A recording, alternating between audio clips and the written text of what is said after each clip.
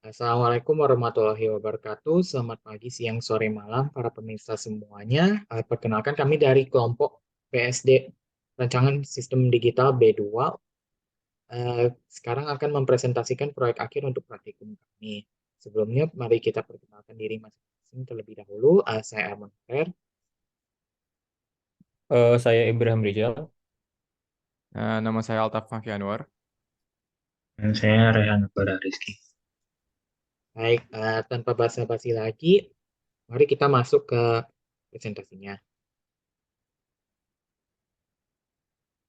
Jadi untuk proyek akhir ini kami telah membuat sebuah replikasi dari fungsi-fungsi untuk sistem sistem enkripsi Enigma dalam bahasa VHDL. Presentasi ini akan dibagi menjadi 4 bagian, yaitu sejarah singkat mengenai Enigma, penjelasan singkat mengenai uh, proyek akhir kita, yaitu emulasi Enigma dengan menggunakan VHDL. Kemudian ada analisis singkat dan hasilnya. Sebelumnya, kita perlu mengetahui apa sih Enigma. Jadi, Enigma itu adalah sebuah sistem enkripsi yang digunakan oleh pasukan Jerman pada Perang Dunia II. Nah, sebelumnya ini pada tahun 1939 sebenarnya udah ada model-model Enigma di pasaran sipil dan militer. Enigma ini unik karena dia menggabungkan komponen mekanikal dan komponen elektronikal. Nah, Enigma ini pertama kali dipecahkan oleh matematikawan dari Polandia, yang namanya Marian Rajkowski. Dilanjutkan oleh uh, Badan Intelijensi dari Inggris. Nah, Badan Intelijensi dari Inggris ini mereka punya tim matematikawan yang dipimpin oleh beberapa matematikawan jenius seperti Alan Turing dan Gordon Welchman, dan berkat bantuan mereka dapat mendesain sebuah mesin yang namanya Bombe, dan mesin ini dia bisa mendekripsi Enigma dengan cepat. Next. Oke, jadi selanjutnya itu adalah bagaimana cara kerja Enigma. Nah, cara kerja Enigma sendiri itu berdasarkan arus datanya ya. Pertama, data yang dimasukkan oleh user di keyboard akan masuk ke dalam plugboard. Kemudian dari dalam plugboard, data tersebut akan masuk ke mekanisme rotor dan reflektor, di mana data yang masuk ke mekanisme rotor dan reflektor akan dikembalikan kembali ke plugboard, kemudian akan kembalikan di plugboard dan kemudian baru akan ditampilkan kepada user melalui Lampboard. Boleh lanjut?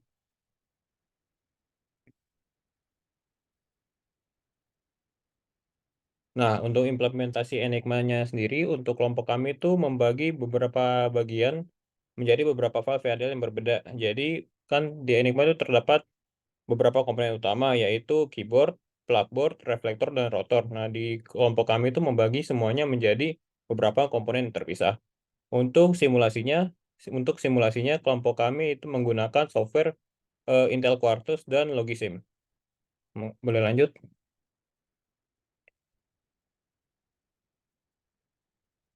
Nah, berikut adalah komponen-komponennya. Untuk yang pertama adalah ada mekanisme keyboard dan lampboard. Itu dikerjakan oleh Raihan. Untuk selanjutnya adalah mekanisme rotor dan reflektor dikerjakan oleh saya dan Altaf.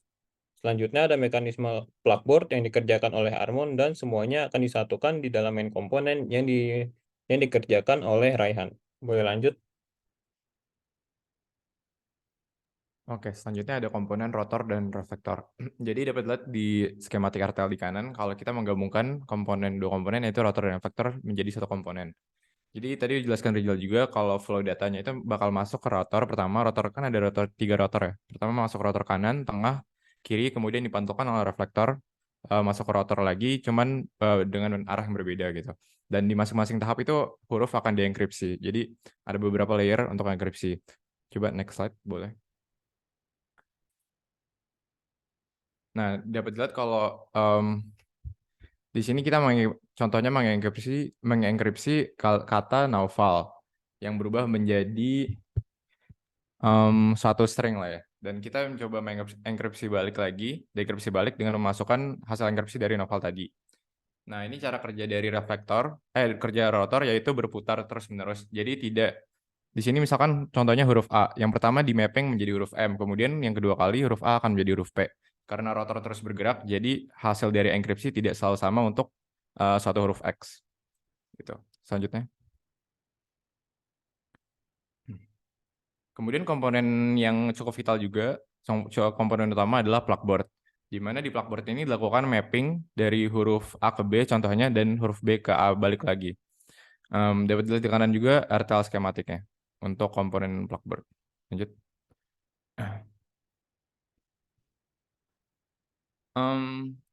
Tadi sudah dijelaskan juga dan dapat lihat di waveform di bagian kanan, di gambar kanan, yaitu mapping kayak one-to-one gitu dari huruf A ke B, kemudian B ke A balik lagi. Karena memang di Enigma kita bisa milih untuk mengkonfigurasi huruf A agar di enkripsi ke huruf mana dan sebaliknya gitu. Cukup. Next slide. Kemudian ada komponen keyboard yang digunakan untuk menerima input. Keyboard ini akan menerima input setiap clock rising edge dan mempunyai error handling, yaitu apabila input bitnya itu kurang dari 65 atau lebih dari 90, yang dimana kalau di ASCII itu diterjemahkan menjadi huruf kapital A sampai Z, maka akan mengeluarkan output error sama dengan 1. Nah, apabila input yang diberikan itu lebih dari 65 dan kurang dari 90, maka input ini akan diteruskan ke komponen-komponen berikutnya yang sudah dijelaskan oleh teman saya sebelumnya. Boleh lanjut. Nah, kemudian ada main komponen yaitu di mana akan disambungkan semuanya. Bisa dilihat dari RTL-nya. Pertama, letter-nya itu masuk ke keyboard. Kemudian dari keyboard keluar masuk ke plugboard, dari plugboard ke rotor dan efektor. Kemudian dari rotor dan efektor masuk lagi ke plugboard. Dan kemudian ada yang ke Enigma 16 segment decoder yang akan mengeluarkan input berupa 16 segment yang dapat ditampilkan dari 16 segment. Kemudian ada juga letter out yang keluar sebagai bit string.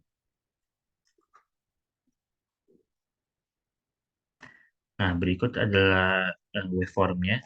Dapat dilihat kami mensimulasikan kata naufal, yang dimana ini sudah menginclude semua komponen dari plugboard, rotor, dan plugboard lagi. Dapat dilihat ketika naufal dienkripsi menjadi Q, KI, WY, key. Nah, kemudian hasil enkripsi tersebut didekripsi kembali dan hasilnya sama, yaitu naufal. Nah, dapat dilihat bahwa satu huruf dienkripsi tidak selalu huruf tersebut, misalnya A jadi K dan berikutnya tidak selalu jadi K lagi, yaitu A jadi Y, karena rotornya berputar dan di plugboardnya juga berubah.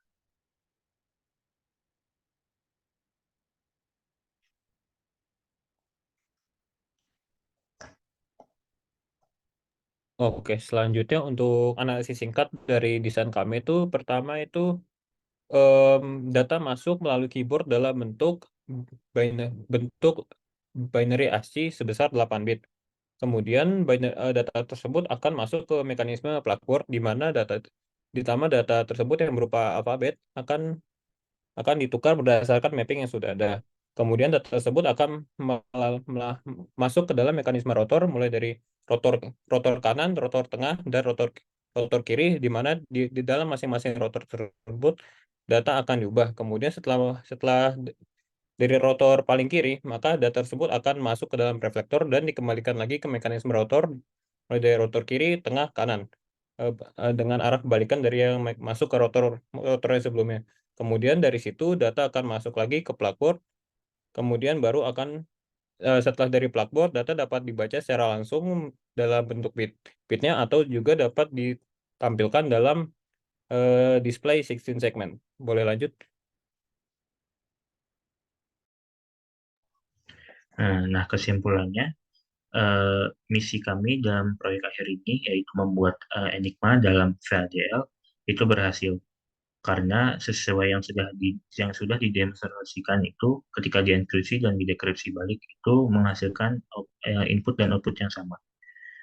Kemudian dapat disimpulkan juga bahwa mesin Enigma itu dapat dibuat ulang dalam VHDL. Boleh lanjut. Baik, sekian dari kelompok kami. Mohon maaf apabila ada kesalahan apapun. Assalamualaikum warahmatullahi wabarakatuh. Terima kasih semuanya.